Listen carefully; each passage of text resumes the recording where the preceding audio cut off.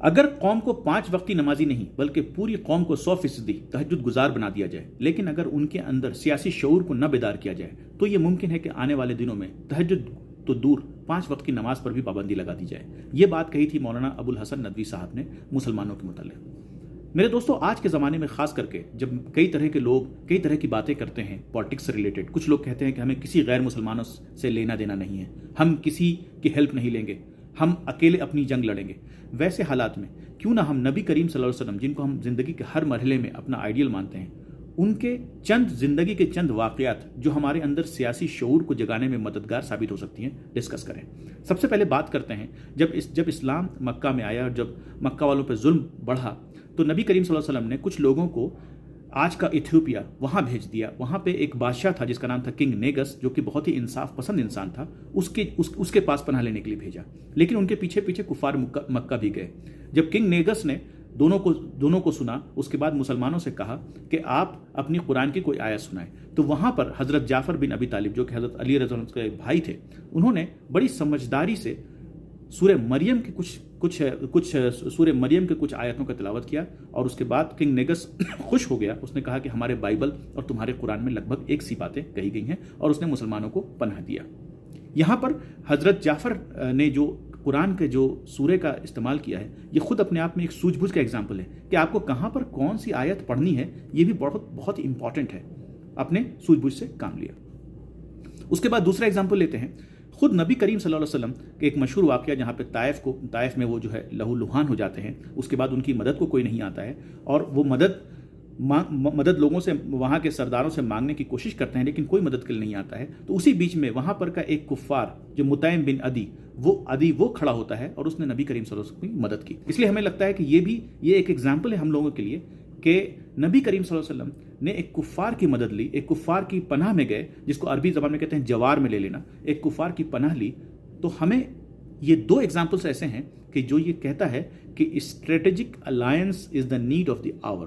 Strategic alliance پہ سنت کی مہر لگی ہوئی ہے، تو اس لیے ہمیں اسٹریٹجک الائنس کرنے کی ضرورت ہے اور کرنے کی صلاح دی گئی ہے۔ تو جو لوگ یہ کہتے ہیں کہ ہمیں کسی اور سے لینا دینا نہیں ہے، کسی اور کی مدد نہیں چاہیے، وہ غلط ثابت کرتا ہے یہ 2 ایگزامپل۔ ہر قوم میں اچھے اور برے لوگ ہیں، ہماری آج کی ضرورت یہ ہے کہ دوسرے قوم کے اچھے لوگوں کی ہم مدد لے سکتے ہیں اور ان کے ساتھ ہم اسٹریٹجک الائنس کر سکتے ہیں۔ اس کے بعد اگر ظلم حد سے زیادہ بڑھ جائے تو نبی کریم صلی اللہ علیہ وسلم نے ہجرت کیا۔ یہ خود اپنے آپ میں ایک ایگزامپل ہے ان لوگوں کے لیے جو کہتے ہیں کہ ہم ڈر سے اپنا مکان چھوڑ جائیں۔ جب آپ کے نبی کریم صلی اللہ علیہ وسلم جب ہجرت کر سکتے ہیں، تو جب جان، مال، عزت، آبرو، آپ کا مذہب پہ چلنا جب بہت خطرے سے خالی نہ ہو تو آپ بھی ہجرت کر سکتے ہیں۔ ضروری نہیں ہے کہ آپ کوئی ملک بدل دیں، آپ شہر کے ایک کونے سے دوسرے کونے، گاؤں کے ایک چھور سے دوسرے چھور جا سکتے ہیں، لیکن اگر حالات خراب ہو جائیں تو ہجرت کر سکتے ہیں۔ ہجرت کے بعد جب نبی کریم صلی اللہ علیہ وسلم مدینہ جب پہنچے تو وہاں پر 3 بڑے قبیلے تھے یہودیوں کے، بنو نذیر، بنو قنیقہ اور بنو قریظہ۔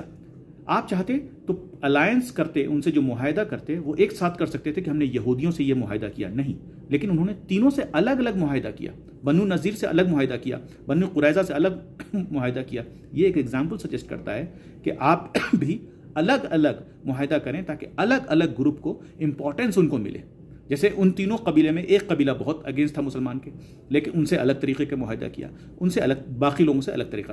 تو الگ الگ لوگوں سے، یعنی کہ پوری قوم سے ایک ساتھ معاہدہ نہ کر کے آپ الگ الگ ٹکڑوں میں معاہدہ کر سکتے ہیں۔ یہ سبق ہے ہمارے مسلمانوں کے لیے۔ اس کے بعد 3 جنگوں کا ذکر آتا ہے، جنگ بدر، جنگ احد اور جنگ خندق۔ تینوں میں ایک ایگزامپل موجود ہے مسلمانوں کے لیے۔ جنگ بدر 313 اور دوسری طرف 1000 کی فوج، لیکن جذبات سے بھرپور لوگوں نے جو ہے جنگ لڑی اور جنگ میں فتح پائی۔ اس کے بعد جنگ احد، لگ بھگ وہی 3 گنے کا فرق تھا، لیکن جنگ احد لگ بھگ مسلمان جیت گئے تھے، لیکن اپنی ایک حرکت کی وجہ سے وہ لگ بھگ ہار پہ پہنچ گئے اور کافی نقصان پہنچانا پڑا تھا۔ اور وہ ایک حرکت تھی، وہ یہ تھی کہ قوم کے سردار کی بات نہ ماننا۔ جب نبی کریم صلی اللہ علیہ وسلم نے بتا دیا کہ اس پہاڑ کو گھیر کے رکھنا ہے، لوگ وہاں سے ہٹ گئے، ان کی بات کو نہیں سنا، اور آخرکار یہ وجہ بنی یہاں لاس کی۔ تو ایک سبق یہ ہے کہ جہاں بھی آپ امیر چنیں، اب آپ کو امیر کی بات کو سننا ہے۔ چھوٹے چھوٹے گروپ بنا کے بھی اگر امیر کوئی چیز کہہ رہا ہے، اس کی بات کو سنیں، اس پہ غور کریں۔ میرے دوستو، جب آپ جنگ بدر کی بات کیجئے تو ساتھ میں جنگ خندق کی بھی بات کیا کیجئے۔ جنگ خندق 3-4 سال کے بعد پھر جنگ خندق ہوئی۔ جنگ خندق میں کیا کہ مدینہ پہ حملہ ہوا اور نبی کریم صلی اللہ علیہ وسلم نے حضرت سلمان بن فارس کے رائے پہ डिफेंड करने का फैसला किया। बहुत से लोगों ने यह कहा कि नहीं, हम लोग जैसे जंग बदर में लड़े थे, खुले मैदान में चल के लड़ते हैं, तो लेकिन नबी करीम सल्लल्लाहु अलैहि वसल्लम ने आखिर में फैसला किया कि हम डिफेंसिव होंगे, और डिफेंसिव होने के लिए उन्होंने चारों तरफ एक साइड में खंदक जो है गड्ढा, बड़ा गड्ढा जो है खुदवाया, और नतीजा ये हुआ कि 27 दिन तक वो लोग मदीना को चारों तरफ घेरे रहे, लेकिन आखिरकार जो है इन लोगों की जीत हुई और वो लोगों को भागना पड़ा। और फिर फ़र्क वही था, 3 गुना फ़र्क था, यहाँ पे करीब 1000 लोग थे, उधर 3000 लोग थे। तो दोस्तों, जब भी कोई बार बार जंग बदर, हमेशा जंग बदर की तरफ ऑफेंसिव नहीं होना है, कभी जंग बदर की तरफ ऑफेंसिव होना है, कभी जंग खंदक की तरफ डिफेंसिव होना है। जैसे आजकल जैसे इजराइल पैलेस्टीन की बात की जाए, या फिर इस तरह की बातों पे लोग अक्सर कहते हैं कि जंग बदर को याद करो। जब ज़माना टेक्नोलॉजी का है तो टेक्नोलॉजी की बात की जाए, टेक्नोलॉजी में अपने आप को एडवांसमेंट कीजिए, तब जाके जो है आप जो है वो कर सकते हैं। तो मेरे दोस्तों, कभी ऑफेंसिव कभी डिफेंसिव, ये सिखाया है हमारे मजहब ने। उसके बाद तीनों जंग के बाद जब बात आती है 3 जंग के बाद, तो क्या सिर्फ हमें जंग ही करना है? सुलह हुदैबिया को याद कीजिए। इन 3 जंगों के बाद सुलह हुदैबिया हुआ, और सुलह हुदैबिया शुरू में ऐसा लग रहा था कि ये मुसलमानों के लिए बड़ा जो है शर्म की बात है, लेकिन ये मील का पत्थर साबित हुआ, इस्लाम को प्रोपोगेट करने का मौका मिला, और ये एक बहुत बड़ी वजह बनी सुलह हुदैबिया कि फ़तह मक्का आसान हुआ। और फ़तह मक्का अपने आप में एक ऐसा एग्जाम्पल है कौम के लिए कि जब फ़तह मक्का हुआ, कोई ब्लड शेड नहीं हुआ, लोगों को आम माफ़ी दी गई।